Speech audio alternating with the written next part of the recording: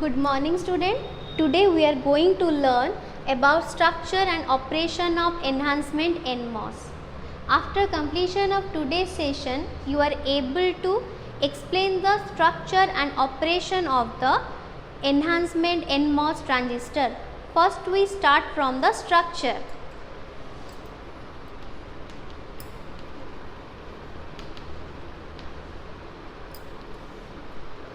So first we take a substrate. This one is a p-type substrate. Then two n regions are formed.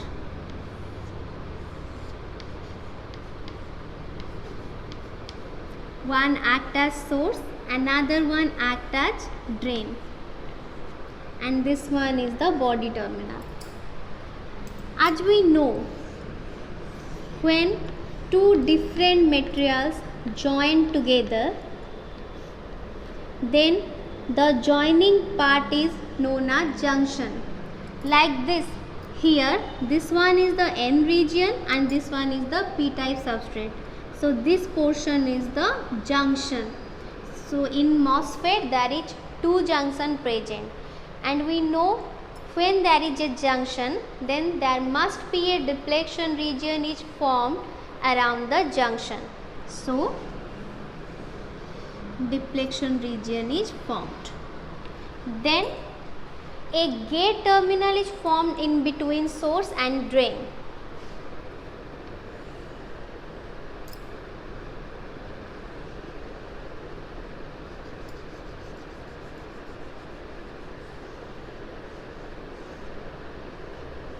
Gate, but there is no direct connection between gate terminal and the substrate, because there is a oxide layer is present in between gate and substrate. The gate terminal controls the electron flow within this device. When we apply control voltage, it controls the electron flow. Because of that, this oxide layer is maintained very thin. For the thickness of this oxide layer is very thin. After that, we discuss about the operation.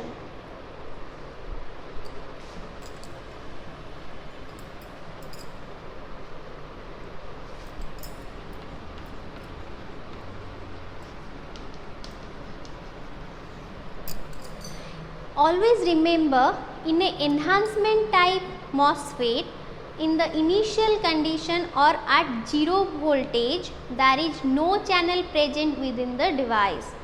Means 0 voltage means gate bias voltage when 0. Next, from starting we assume some voltages, that is VS, source voltage is maintained 0, body voltage is also 0, and the drain voltage is also maintained 0. So first we grounded them.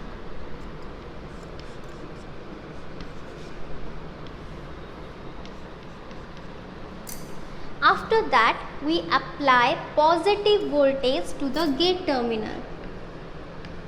Positive voltage to the gate terminal. When we apply positive voltage, then it attracts the electron towards the gate terminal. As we know, electrons are the minority carrier in a p-type and majority is the hole. It repels the holes. As we keep increasing the voltage again and again, what happened? The holes pushed more and more deeper into the substrate.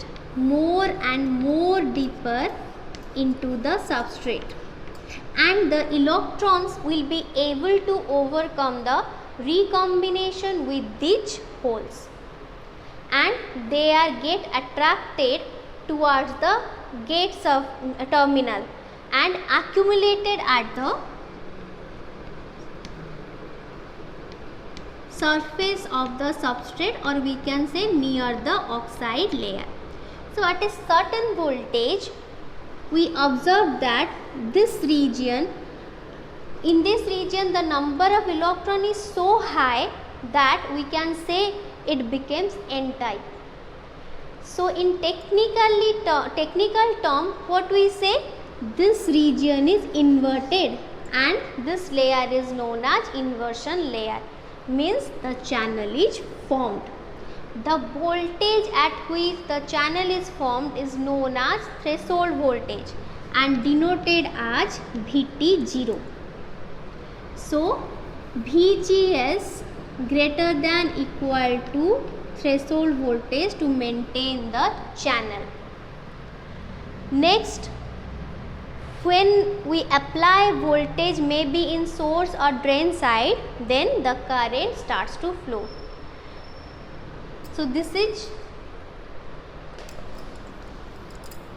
how the channel is formed within the device, but channel is formed but there is no current is flowing. To start the current flow, what we do?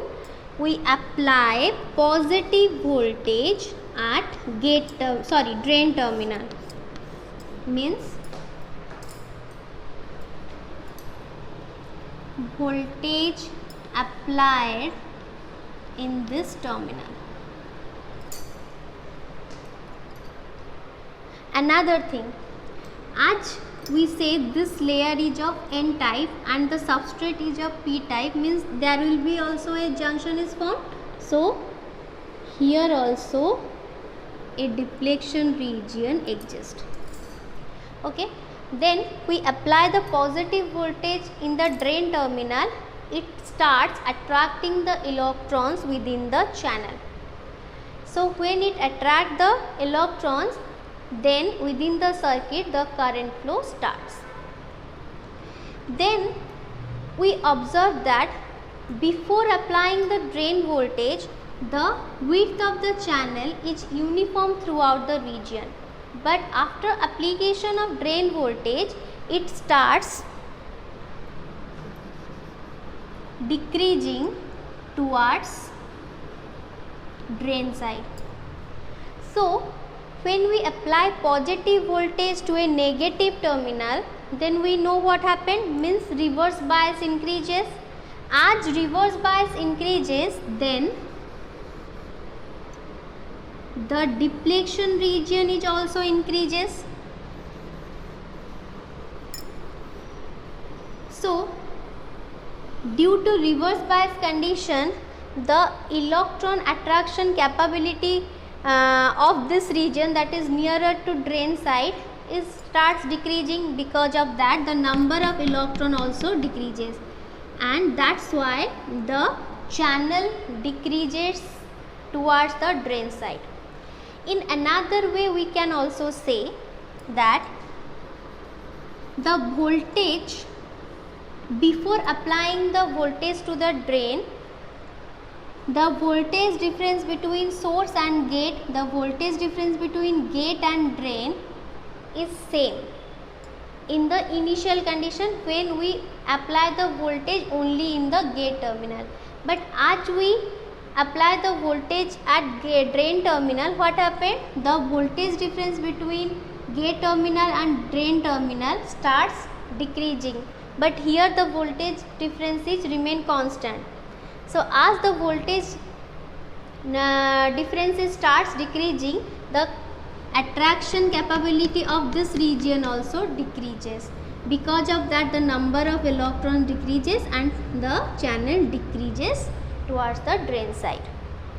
Next, at a certain voltage, what happened? The channel decreases, means as we keep increasing the drain voltage again and again, but keep this gate voltage constant, then the channel starts decreasing and touched this surface, and this point is known as pinch off point. Pinch off point. And the voltage at which pinch off condition occurs, that is known as VD sat, means voltage, saturation voltage. and the current that is flowing through this circuit at this point is known as saturation current.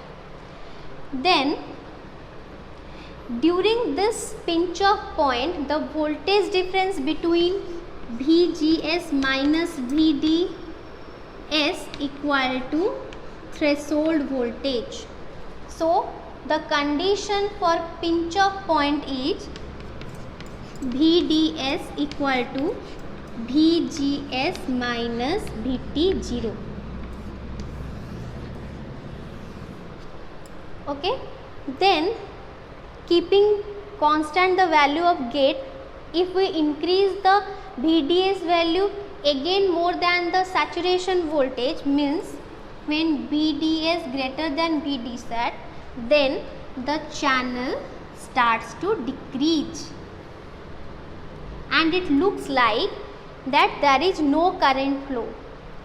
But in reality, due to the electric field created within around this drain terminal, it managed to attract the electrons towards it.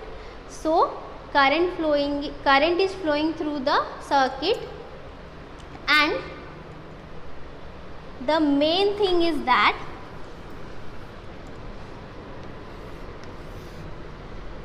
before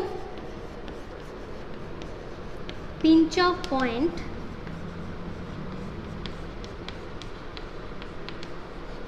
the MOSFET is operating in linear region. So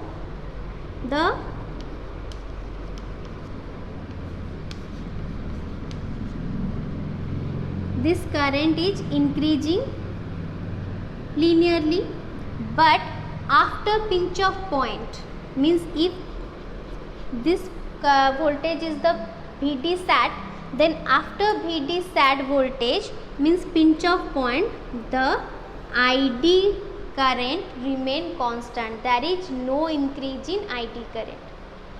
So this is all about structure and operation.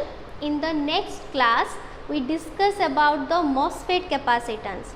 MOSFET capacitance is a parasitic capacitance. Parasitic capacitance means which are not man-made. They are not fabricated intentionally. They are formed due to its layout geometry and manufacturing processes. So in the next class we discuss about MOSFET capacitance. Thank you.